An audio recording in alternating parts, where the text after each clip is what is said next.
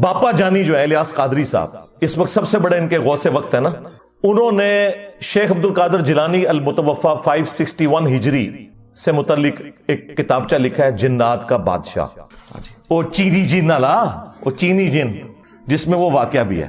اچھا، اس میں انہوں نے ایک واقعہ لکھا ہے، اور واقعہ نہ صرف لکھا ہے بلکہ ان کے جو چھوٹو مولوی ہیں نا وہ ویڈیو میں بھی بیان کر رہے ہیں اور اس کو ڈیفینڈ بھی کر رہے ہیں۔ شیخ عبد القادر جیلانی کو کچھ لوگ ملنے کے لیے آئے، تو جب ان کے پاس پہنچے تو ان کا ایک جو غلام تھا اس نے لوٹا جو رکھا تو لوٹے کی ٹوٹی قبلہ کی طرف نہیں کی، تو شیخ عبد القادر جیلانی غوث پاک سرکار رضی اللہ تعالیٰ عنہ کو اس پر ملال ہوا، تو آپ نے جلال سے اس کی طرف دیکھا تو وہ آپ کی نگاہ کی تاب نہ لاتے ہوئے جاں بحق ہو گیا۔ اور ان تعلیمات کو یہ قرآن و سنت کے مطابق سمجھتے ہیں، ہم کہتے ہیں یہ بھی فراڈ ہے۔ اس میں پتہ کیا لکھا ہوا ہے واقعہ، کہ شیخ عبد القادر جیلانی رحمت اللہ علیہ کا ایک مرید تھا، وہ انہیں وضو کروایا کرتا تھا۔ ایک دن اس نے وضو کروانے کے بعد جو لوٹا ہے نا اس کی ٹوٹی قبلہ رخ رکھنے کی بجائے تھوڑی ہٹا کے رکھ دی، جان بوجھ کے نہیں، بے دھیانی کی وجہ سے۔ تو کہتے ہیں جی شیخ عبد القادر جیلانی کو اتنا غصہ آیا کہ انہوں نے نگاہ مار کے نا مرید کو جلا کے راکھ کر دیا، اس کی روح پرواز کر گئی۔ وہ مرید جو بےچارا اس امید میں اپنے بابے سے اٹیچ تھا کہ یہ میری حفاظت کرے گا، وہ خود تو مرا، بابا بھی مار کے چلا گیا۔ ہاں ظاہر ہے بابے نے قتل ناحق کیا، 302 لگتی ہے بابے کے اوپر، ہاں ذہن میں رکھیے گا۔ تو ان کے بابوں نے ان کی آخرت کیا بچانی ہے، ان کے مرید اپنی آخرت بھی لے ڈوبے، بابا بھی نال ہی لائے گئے۔ تو کہتے ہیں اس کے بعد پھر انہوں نے نگاہ ماری لوٹے کی طرف تو ٹوٹی سیدھی ہو گئی۔ یہ ان لوگوں کا، ان کے بزرگوں کا، اب تو میں کہہ سکتا ہوں نا ان کے بزرگوں کا، کیونکہ یہ تو مانتے ہیں نا، ان کے بزرگوں کا یہ لیول ہے کہ وہ بجائے لوٹے کی ٹوٹی کو سیدھا کرنے کے بندے مار دیتے ہیں، اور پھر ہمیں یہ بتاتے ہیں کہ آپ نے رسول اللہ تک پہنچنا ہے نا صلی اللہ علیہ وآلہ وسلم، ان بزرگوں کا دامن کرم تھام لیں۔ توبہ توبہ توبہ، دماغ خراب ہے ساڈا، جو اپنے مریدوں کو جلا کے راکھ کر دیں، یوٹیوب سے گستاخانہ ویڈیوز نہ ڈیلیٹ کروا سکیں، ان کے ساتھ ہم نے اٹیچ ہونا ہے، ہمارا دماغ خراب ہوا ہے۔ اب دیکھیں اس سے کتنے مدنی پھول نکلتے ہیں۔ ہاں میرا دماغ کدھر جاتا ہے؟ سب سے پہلا مدنی پھول تو یہ ہے کہ ان کے بابے جو ہے نا قتل ناحق کرتے تھے، 302 ان پہ لگتی تھی، اور قرآن میں ہے جس نے کسی مؤمن کو ناحق قتل کر دیا وہ ہمیشہ کی جہنم میں۔ ان کے بابے بقول ان کے، میں نہیں کہتا، بقول ان کے، ہم تو اس نے ظن رکھیں گے کہ عبد القادر جیلانی کو تو بیچاروں کو پتہ ہی نہیں ہوگا ان کے ساتھ کیا کچھ ہو رہا ہے، لیکن چونکہ یہ کروا رہے ہیں تو ظاہر ہے کہ پھر اس کا اینڈ رزلٹ یہی نکلے گا کہ وہ اپنے مریدوں کو قتل ناحق والا نہ صرف معاملہ کرتے تھے بلکہ مریدوں کی وجہ سے اپنی بھی آخرت برباد کر لی، ظاہر ہے خود بھی جہنم میں چلے گئے قتل ناحق کر کے۔ تو قرآن کا فتویٰ ہے، آج تو آڑے بابے ہوں 302 کٹاوا ہونا ہوتے ہیں۔ اچھا، اس کے بعد یہ رزلٹ نکلا کہ یہ جو ان کا دعویٰ ہے نا کہ یہ رسول اللہ صلی اللہ علیہ وآلہ وسلم کے دین کے پاسباں ہیں، امین ہیں، ان کی لیگیسی آگے لے کے چل رہے ہیں، یہ بھی بالکل فراڈ ہے۔ کیا رسول اللہ صلی اللہ علیہ وآلہ وسلم کا ایٹیچیوڈ یہ ہوتا تھا اپنے ساتھیوں کے ساتھ؟ بخاری اور مسلم دونوں اٹھا کے دیکھیں، انس ابن مالک کہتے ہیں 10 سال تک میں نے رسول اللہ کو وضو کروایا صلی اللہ علیہ وآلہ وسلم۔ وہ کہتے ہیں میں چھوٹی عمر کا بچہ تھا، 10 سال کی عمر میں میری والدہ ام سلیم مجھے رسول اللہ کی خدمت کے لیے چھوڑ کے چلی گئیں، اور 10 سال میں نبی الاسلام کے ساتھ رہا۔ کہتے ہیں ان 10 سالوں میں کبھی ایسا نہیں ہوا کہ نبی الاسلام نے مجھے ڈانٹا ہو، مجھے کبھی یہ کہا ہو کہ تم نے یہ کام کیوں کیا، یہ کام کیوں نہیں کیا۔ وہ کہتے ہیں کئی بار نبی الاسلام مجھے کسی کام سے روانہ کرتے تو میں بچوں میں کھیلنا شروع کر دیتا، یار 10 سال کا بچہ کھیلے گا ہی نا۔ نبی الاسلام نے کبھی نہیں مجھے ڈانٹا۔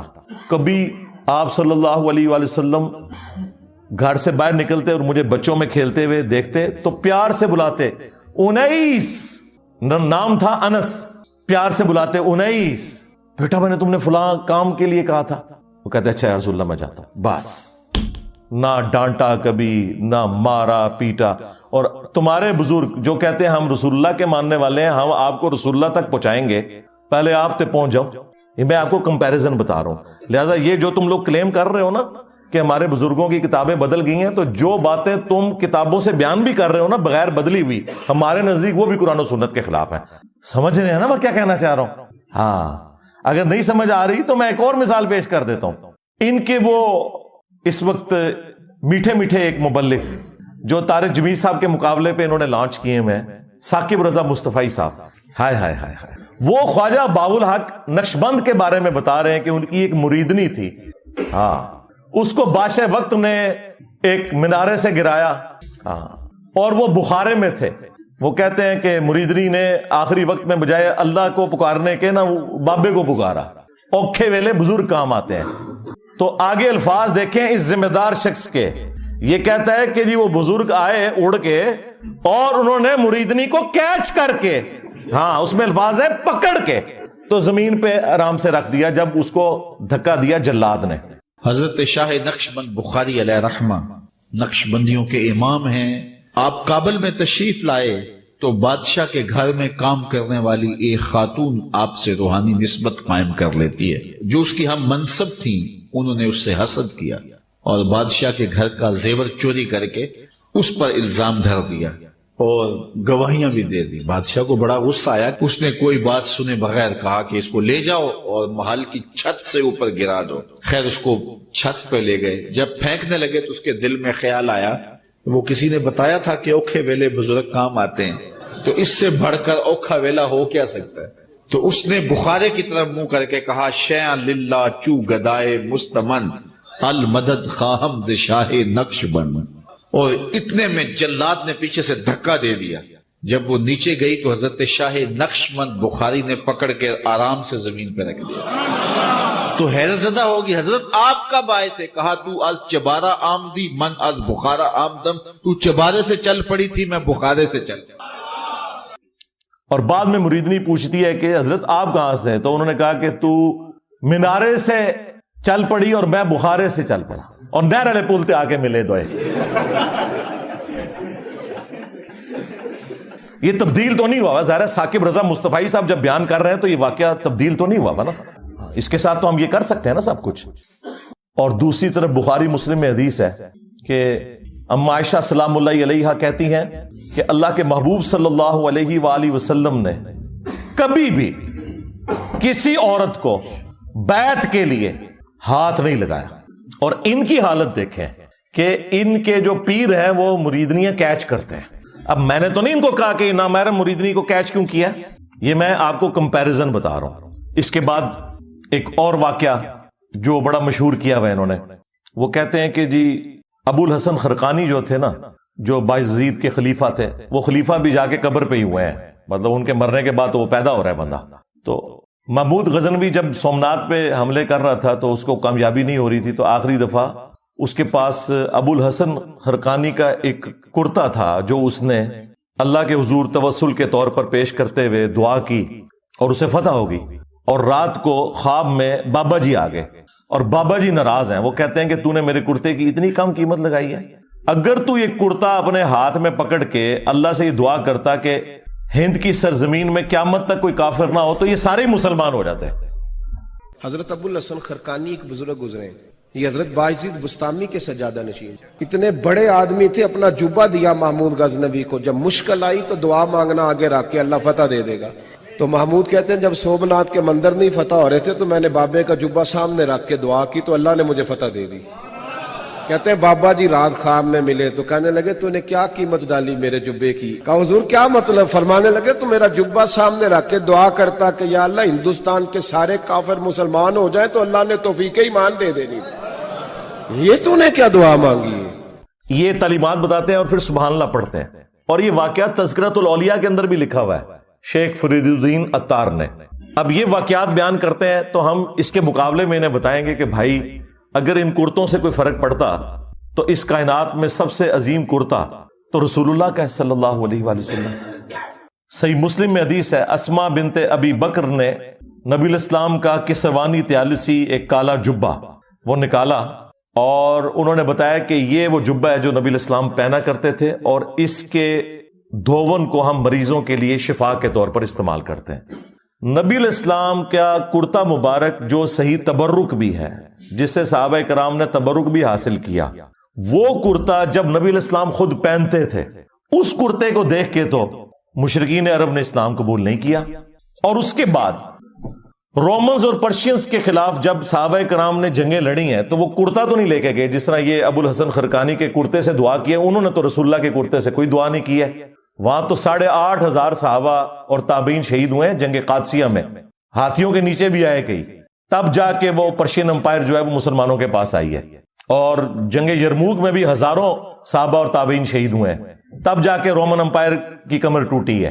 ادھر تو کوئی کرتے نہیں لے کے گئے، سب کہانیاں بنائی ہوئی ہیں. پھر ہمارے وہ جو مرشد ہیں مصباحی صاحب، ہاں اب مصباحی صاحب جو کچھ بیان کر رہے ہیں بزرگ ہی لکھ کے گئے ہوئے ہیں. یہ کشف المجوب میں واقعہ لکھا ہوا ہے. اوپر دیکھا تو سونا، نیچے دیکھا تو سونا، درخت سارے کا سارا سونے کا اور پتے سونے کے اور جڑیں بھی. ہاں نا اینڈ تک کہتے ہیں ہاں نا، یعنی میں بھی ہوتا ہی سا. ہاں یہی مطلب ہوتا ہے نا. داتا حضور کشف المحجوب میں لکھتے ہیں یہ فکرے ان کی زبان سے تب ادا ہوئے جب اس درخت کے نیچے تھے جس کے اوپر میں چڑھا ہوا تھا.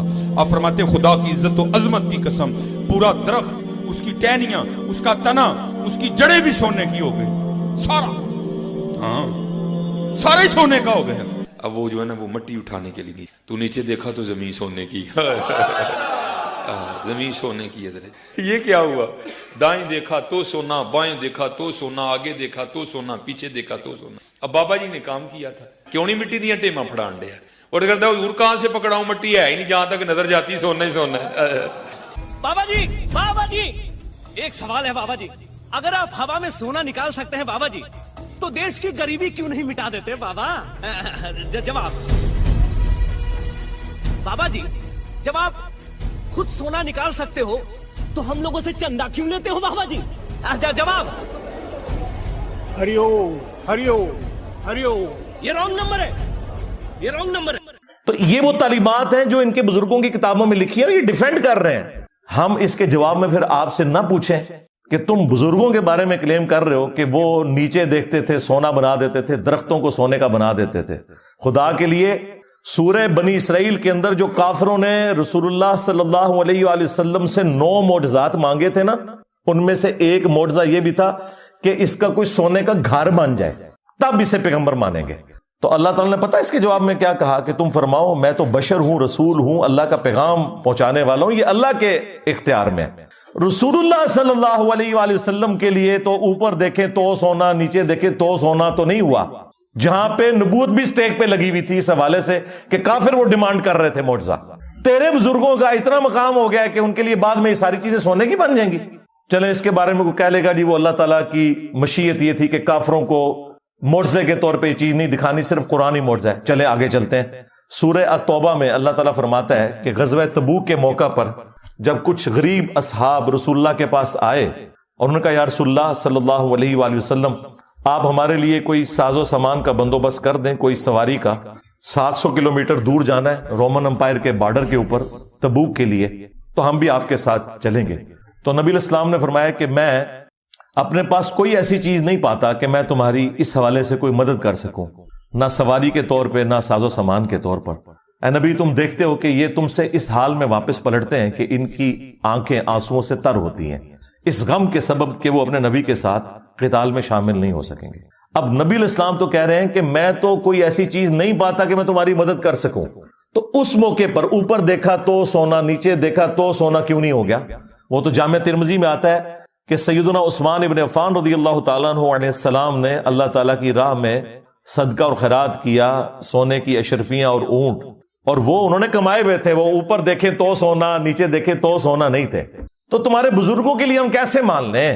صحیح بخاری میں آتا ہے کہ سیدنا ابوبکر جب خلیفہ راشد بنائے گئے تو انہوں نے صحابہ کرام سے کہا کہ تم اچھی طرح جانتے ہو میرا کاروبار بڑا اچھا چل رہا تھا، لیکن اب تم نے حکومت کی ذمہ داری میرے اوپر ڈال دی ہے، تو میرے بال بچوں کا کیا بنے گا؟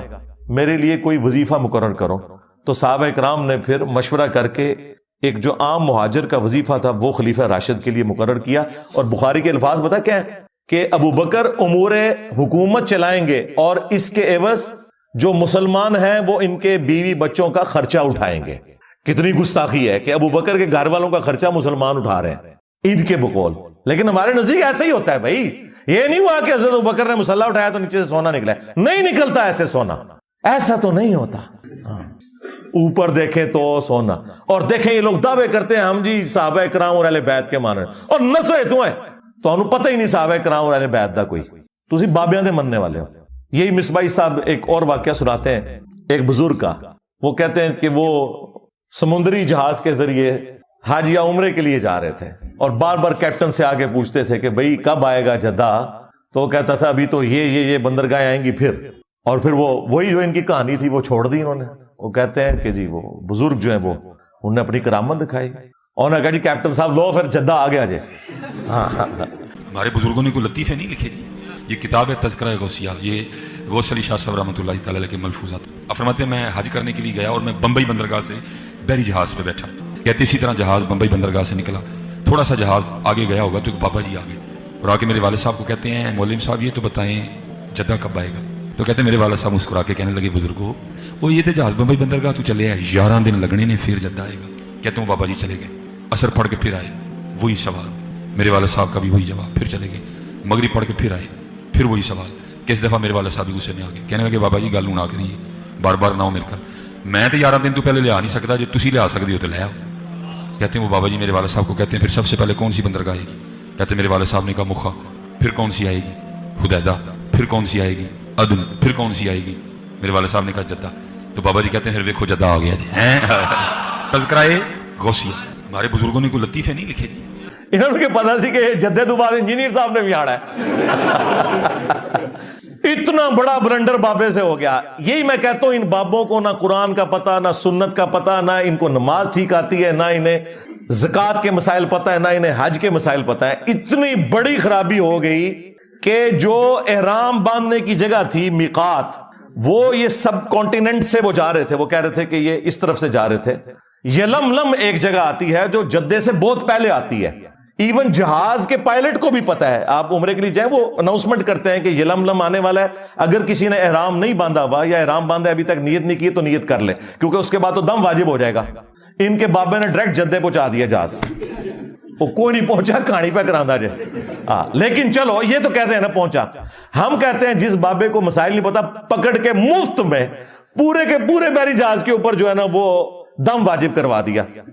سینکڑوں لوگ سوار ہیں، سینکڑوں بیڑے اب جا کے ڈھونڈے. یعنی نیکی کی تھی کہ الٹا مصیبت ہی پا چھڑے. اور یہ شوق سے بیان کرتے ہیں، یعنی پورے جہاز کو اڑا کے وہاں پہ پہنچا دیا. یہ نا جہاز تو اڈے بنیا تھے کوئی نہیں. ہاں، نہ تم سے سٹیم انجن بنا، نہ تم سے ہوائی جہاز بنا. پوری زندگی تمہارے بزرگ مکے مدینے جاتے رہے، ٹھیک ہے، کسی کو تیل نظر نہیں آیا. تیل جا کے 1960 میں جا کے جو ہے وہ آرامکو کمپنی جو امریکہ کی، انہوں نے جا کے وہاں پہ نکالا تیل. تو بزرگ ادھر رہے، سب کہانیاں کراتے رہے. اچھا اب میں آپ کو بتاؤں، مسلم شریف میں لکھا ہوا ہے بنو سلمہ ایک چوراہے پر کھڑے ہوئے تھے، نبی الاسلام پاس سے گزرے. آپ صلی اللہ علیہ وآلہ وسلم نے پوچھا کس لیے کھڑے ہو؟ تو انہوں نے کہا یا رسول اللہ ہم دور گاؤں ایریا سے آتے ہیں تو نماز میں لیٹ ہو جاتے ہیں، ہم نے ارادہ کیا کہ ہم مسجد نبوی شریف کے پاس مدینہ شریف میں ہی شفٹ ہو جاتے ہیں تاکہ نماز پہ ہم ٹائملی پہنچ جائیں. تو آپ صلی اللہ علیہ وآلہ وسلم نے فرمایا کہ تم لوگ جتنے قدم چل کے آتے ہو نا تو اتنا ثواب تمہارے نامہ اعمال میں لکھا جاتا ہے. تو پھر بنو سلمہ نے مدینہ شریف میں شفٹ ہونے کا ارادہ ترک کر دیا. اب مجھے بتائیں اس وقت رسول اللہ نے یہ مشورہ کیوں نہیں دیا کہ اڑ کے آ جایا کرو، بعد میں بابے جو اڑیں گے؟ اور بھائی کوئی نہیں تھا اڑتا. اس کا مطلب صحابہ کرام کو ایکٹنگ میں نہیں کر رہے تھے، وہ نہیں اڑ سکتے تھے بےچارے، اسی لیے مدینہ شریف شفٹ ہو رہے تھے. یہ ہے کتابوں کا دین. یہ میں آپ کو کمپیریزن ساتھ ساتھ اس لیے کروا رہا ہوں تاکہ آپ کو پتا چلے کہ مرنے سے پہلے اے مسلمان کر لے اس پہ غور. کتابوں کا خدا اور ہے، بابوں کا خدا اور. اگرچہ بابے بھی اسی خدا کو مانتے ہیں لیکن یہ کوالٹیز بالکل ڈیفرنٹ ہیں. قرآن و سنت میں آئی ہوئی تعلیمات بالکل ڈیفرنٹ ہیں. اس طرح کی تعلیمات یہ لوگ پبلک کے اندر مشہور کر رہے ہوتے ہیں. اگلے دنوں وہ باپا جانی کی ایک ویڈیو، اس کے اوپر ان کے جو سینکڑوں ہزاروں مریدین سبحان اللہ پڑھ رہے ہیں. وہ کہہ رہے ہیں جی ہمارے ایک مفتی تھے دعوت اسلامی کے، تو وہ فوت ہو گئے. ان کی قبر کے اوپر ایک مدنی قافلہ حاضری کے لیے گیا تو کہتے ہیں اندر سے قرات کی آواز سنائی دے رہی تھی اور ظہر کی نماز تھی. مفتی دعوت اسلامی کی بارگاہ میں تو انہوں نے وہ بتایا کہ ہم اس وقت مفتی دعوت اسلامی قدس سرہ السامی کے مزار پر حاضر ہیں، اور ہم دونوں نے بالکل ہوش و حواس میں اپنے کانوں سے سنا کہ اندر میں با جماعت نماز پڑھی جا رہی ہے، اندر میں نماز پڑھی جا رہی ہے. باقاعدہ قراءت سنائی گئی ہم کو. ظہر کا وقت تھا، باقاعدہ وہ قراءت سنائی دی گئی. ظہر کا وقت تھا، باقاعدہ وہ قراءت سنائی دی گئی. ظہر کا وقت تھا، باقاعدہ وہ قرات سنائی دی گئی اور سلام پھیرنے کے بعد اللہم انت السلاموں کی دعا بھی ہم نے سنی. اندازہ کرو. اور نیچے لوگ سبحان اللہ پڑھ رہے ہیں. اس سے آپ اندازہ لگائیں کہ ان کے آڈینس کتنا اپنا دماغ استعمال کرتے ہیں. زور کی نماز میں تو قرات اونچی ہوتی ہی نہیں ہے, کہانی ہے, کوئی آواز نہیں سی آ رہی قبر کے اندر سے یا باہر سے. ایسے نہیں ہوتا میرے بھائی. صحابہ اکرام کا سٹیٹس میں آپ کو بتاؤں, قبر تو بہت دور کی چیز ہے. صحیح بخاری میں حدیث ہے, نبی علیہ السلام کا ایک غلام تھا مدعم, جو آپ علیہ السلام کی سواری کا کجاوا کسا کرتا تھا. خیبر کے موقع پر ایک نامعلوم تیر اسے لگا, وہ شہید ہو گیا. صحابہ اکرام نے کہا کہ تمہیں شہادت مبارک ہو, نبی علیہ السلام کی خدمت بھی اور موت بھی آپ کی موجودگی میں آئی ہے. بالکل ٹھیک رزلٹ نکالا. لیکن نبی علیہ السلام نے پتہ کیا فرمایا؟ آپ نے فرمایا تم اسے شہادت مبارک کہہ رہے ہو, حالانکہ میں نے دیکھا ہے کہ اس نے مال غنیمت کی ایک چادر چوری کی تھی جو اللہ تعالیٰ نے آگ کی بنا کے اس کے اوپر ڈال دی ہے. صحابہ کرام کو تو سامنے میت کے اوپر کوئی چادر نظر نہیں آئی. ان کے بزرگوں کو نظر آتا ہے جی قبر کے اندر کون نماز پڑھ رہا ہے, کوڑ مارے اور نماز زور کی, اور کہہ رہے کہ رات کی آواز باہر سنائی دے رہی تھی. زور میں تو آہستہ آواز سے ہوتی ہے. کوئی جھوٹ کرنا تھا تو مغرب عشاء کا ذکر کرتے ہیں, لیکن وہ چور اپنی لنگوٹی چھوڑ جاتا ہے نا, اور ہم تو تیار بیٹھے ہیں پکڑنے کے لیے. چھوڑ ہی نہ ہو تب بھی ہم پکڑ لیتے ہیں, جب کوئی اتنی چھوڑ کے جائے تو ویسے پکڑی جائے گی. تو صحابہ کرام اپنے گھروں کی طرف دوڑے. اگر کسی نے غلطی سے بھی کوئی ایک رسی کا ٹکڑا بھی اٹھایا تھا نا, یہ سمجھ کے کہ اس کی کیا ورت ہے, لا کے مال غنیمت میں جمع کروایا کہ اس کی وجہ سے ہماری پکڑ نہ ہو جائے. پھر بخاری مسلم میں حدیث موجود ہے کہ نبی علیہ السلام دو قبروں کے پاس سے گزرے تو رک گئے. صحابہ کرام نے کہا یا رسول اللہ آپ کیوں رکے ہیں؟ فرمایا دو قبر والوں کو عذاب ہو رہا ہے. صحابہ کرام کو تو نہیں قبر کا عذاب نظر آیا, ان کے بزرگوں کو کشف القبور ہوتا ہے جی آخرت کا بتا دینا, اور چھڑ دو آخرت کا 10 دن دینا. یہ دیکھ کے نا, دیکھ کے میری میکینیکل انجینئرنگ کا ایک فارمولہ نہیں پڑھ سکتے, سمجھانا تو دور کی بات ہے جب تک انہوں نے سیکھا نہ ہو کہانیاں. اور دیکھیں یہ باپا جانی جو ہے نا, یہ کئی بار درس دیتے ہوئے نا اینک لگائی ہوتی ہے انہوں نے, اور جو لوگوں کے دلوں کے حال جانتے ہیں وہ سامنے پیڈ سے پڑھنے کے لیے ان کو اینک لگانی پڑتی ہے. اور زوم کر لیا کرو اینج کر کے, کم از کم انجینئر صاحب دے فتوے تو بچ جاؤ. اینک کے بغیر جو سامنے لکھا ہوا اردو نہ پڑھ سکے وہ دل کے حال جانے کا. کہانیاں کرانیاں بند کرو. جھوٹ اپنی طرف سے چیزیں بنا بنا کے مارکیٹ میں پھینکتے ہیں, اور لوگوں کو جو ہے نا وہ اپنے بزرگوں کا پھر اسیر کیا ہوا ہے کہ جی ہمارے بزرگ تو یہ کر لیتے تھے, تو وہ کر لیتے تھے, تو یہ کر لیتے تھے. تو نبی علیہ السلام نے کہا ان دو قبر والوں کو عذاب ہو رہا ہے. ان میں سے ایک چگلی کھاتا تھا, دوسرا پیشاب کے چھینٹوں سے نہیں بچتا تھا. آپ نے پھر ایک درخت کی ٹہنی توڑ کے اس کے 2 حصے کیے, اس پہ لگائے, اور فرمایا جب تک یہ ہری رہیں گی ان کے عذاب میں تخفیف ہوگی نبی علیہ السلام کی دعا کی برکت سے. پھر مسلم شریف میں حدیث ہے, نبی علیہ السلام نے فرمایا کہ میں نے ارادہ کیا کہ میں اللہ سے دعا کروں کہ تمہیں عذاب قبر سنوا دے. دیکھ تو کوئی سکتا ہی نہیں, لیکن پھر میں اپنے اس ارادے سے پیچھے ہٹ گیا. مجھے خدشہ ہوا کہ تم اگر عذاب قبر سن لو تو اپنے مردوں کو دفنانا ہی چھوڑ دو گے, اتنا خوف کھا جاؤ گے. صحابہ اکرام کو تو عذاب قبر دیکھنا تو دور کی بات, نبی علیہ السلام کہتے ہیں تمہیں تو سنوایا بھی نہیں جائے گا. اور یہ لوگ اپنے بزرگوں کے بارے میں کلیم کرتے ہیں. سب کہانیاں بنائی ہوئی ہیں, جھوٹ ہے. جھوٹ بولو اور بولو, بولتے جاؤ, اسی لپیٹتے جاؤں گے تھوڑی. اینڈ جیڈی نے گچھی انہوں آگ لا دیں گے قرآن و سنت کے دلائل سامنے رکھ کے. کہانیاں بنائی ہوئی ہیں, جھوٹ پہ جھوٹ بولتے جاتے ہیں. تو یہ وہ تعلیمات میں آپ کو بتا رہا ہوں موٹی موٹی جو ان کے کلیم ہیں. اور جی بزرگ تھے تو وہ ان کا ایک مرید تھا, اس کی بیوی حافظ قرآن تھی, وہ بیچارہ کوہرا تھا, وہ پریشان ہو گیا. بیوی نے کہا میرے نڑے نہ لگے جو تک تو بھی حافظ نہ بڑھے. تو ٹائم قیامت تک کی. وہ جناب پریشان ہو کے پیر صاحب کے پاس پہنچا. پیر صاحب نے کہا جی کہ جی صبح, اور یہ وہ واقعات جو انہوں نے کتابوں میں لکھے ہوئے ہیں, بیان کرتے ہیں, یہ وہ ہیں جو تبدیل نہیں ہوئی ہوئی, یہ وہ چیزاں نے. کہتے ہیں جی وہ پیر صاحب نے صبح کے وقت جب سلام پھیرا فجر کی نماز میں, دائیں طرف جتنے تھے حافظ قرآن بن گئے, بائیں طرف جتنے تھے ناظرہ بن گئے. اور لوگ کہتے ہیں سبحان اللہ. اس طرح کوئی حافظ قرآن بنتا ہوتا تو صحابہ صوفہ کا جو چبوترا ہے 155 صحابہ کا, ان میں سے جو احادیث روایت کرنے والے صحابہ ہیں وہ تو چند ایک ہیں, حضرت ابو ہریرہ رضی اللہ تعالیٰ عنہ, اور ان کے لیے بھی خاص دعا تھی بخاری مسلم میں آئی. تو وہ حدیثیں نہیں بھولتے تھے. وہ کہتے ہیں میں بھول جاتا تھا, پھر حضور نے میرے لیے دعا کی, میں پھر جو بھی نبی علیہ السلام سے سنتا تھا یاد کرتا تھا. لیکن انہوں نے بھی یہ نہیں ہوا کہ نبی علیہ السلام نے کوئی دائیں طرف سلام پھیرا تو ان کو ساری حدیثیں یاد ہو گئی ہیں, محنت سے یاد کی ہیں بعد میں بھی. یہ میں آپ کو فرق بتا رہا ہوں, ورنہ یہ اتنے لوگوں کی نبی علیہ السلام تعلیم کا اہتمام کیوں کرتے تھے. حتیٰ کہ مسند احمد میں آیا کہ غزوہ بدر کے جو قیدی تھے کافر, وہ چھوڑنے کے لیے یہ ان کے لیے فدیہ مقرر کیا گیا جن کے پاس پیسے نہیں تھے کہ تم لوگ مسلمانوں کو لکھنا پڑھنا سکھا دو. نبی علیہ السلام نے تو نہیں کہا کہ بھی جس نے لکھنا پڑھنا سیکھنا ہے میرے پیچھے نماز نیت کرے, دائیں طرف سلام پھیروں گا سارے حافظ ہو جائیں گے, بائیں طرف سارے ناظرہ ہو جائیں گے. اس کا مطلب ہے کہ جو کچھ تم اپنے بزرگوں کے بارے میں کلیم کر رہے ہو نا, واقعات, وہ سب کے سب خود فراڈ کے اوپر مبنی ہے. ہم جو تم لوگ صحیح بیان کرتے ہو نا وہ بھی صحیح ماننے کے لیے تیار ہے. جی شیخ عبد القادر جیلانی نے فرمایا کہ میرے سلسلے میں جو بھی داخل ہو گیا تو اللہ تعالیٰ نے مجھ سے گارنٹی مجھے دی ہے. اندازہ کریں غیر پیغمبر جو 500 سال بعد آیا اس کے بارے میں ایک کلیم کر رہے ہیں, اللہ نے اسے گارنٹی دے دی ہے. رسول اللہ کے بعد جو کہہ رہے ہیں نا مجھے اللہ نے گارنٹی دی ہے, تو سمجھ لو کہ اے مسلمہ کذاب دا چھوٹا پراج ہے, خواہ غلام قادیانی دجال ہے یا کوئی اور ہے. ہم نہیں کہتے کہ عبد القادر جیلانی نے یہ کہا ہوگا, لیکن ان کی ضد ہے. ہم کہتے ہیں اگر ضد ہے تو لو سامو, پھر فتویٰ لو ساڑھے کو لو. تمام اولیاء کی گردن پہ میرا پاؤں. توبہ توبہ, کیا کبھی ابو بکر, عمر, عثمان و علی نے یہ دعویٰ کیا کہ تمام صحابہ کی گردن پہ ہمارا پاؤں ہے؟ اور یہ آگے سبحان اللہ پڑھ رہے ہوتے ہیں. عقل کا ماتم کرے جی, میرا مرید جو ہے وہ مشرق میں ہو اور میں مغرب میں, اور اس کا ستر کھل جائے تو میں پہنچ جاؤں گا. میں کہا بڑو سچے قادری, نیچے پجامہ یا کوئی انڈر ویئر پہن کے تو پبلکلی آپ لوگ اپنی تہمت کھول کے بتائیں اور شیخ عبد القادر جیلانی آ کے آپ کی تہمت باندھ دیں. وہ کہتے ہیں نہیں اس طرح تو بزرگوں کو چیک تو نہیں کرنا چاہیے نا, یہ تو ویسے انہوں نے فرمایا تھا. اور پریکٹیکلی ایک ہوا ہے انڈیا میں, ایک مولوی ان کا قادری تقریر کر رہا تھا, بڑا اچھل کود رہا تھا, اس کی شلوار اتر گئی اور کوئی نہیں شیخ عبد القادر جیلانی اس کی شلوار اوپر کرنے کے لیے آئے. سارے مریدوں کو جنت میں ساتھ لے جاؤں گا. اللہ کے بندو تم نے قرآن و حدیث پڑھا ہی نہیں ہوا.